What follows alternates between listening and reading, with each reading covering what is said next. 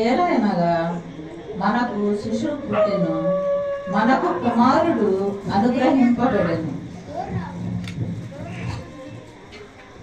దావీదు వంశస్థుడైన యోసేపుకు ప్రదానం చేయబడిన స్త్రీయే ఈ మరియ.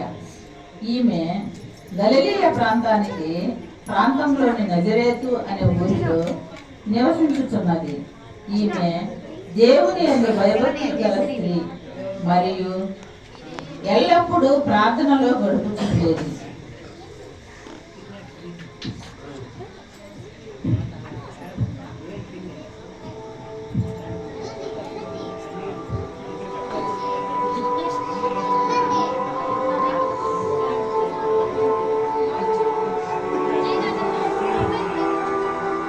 బ్లౌజ్ కూడా వేసుకోవాలి, లాస్ట్లో తీసేసింది.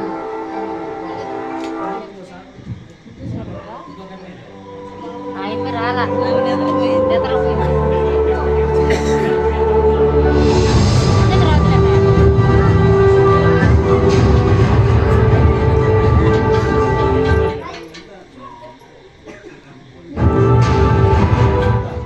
మరియా, ఓ మరియా,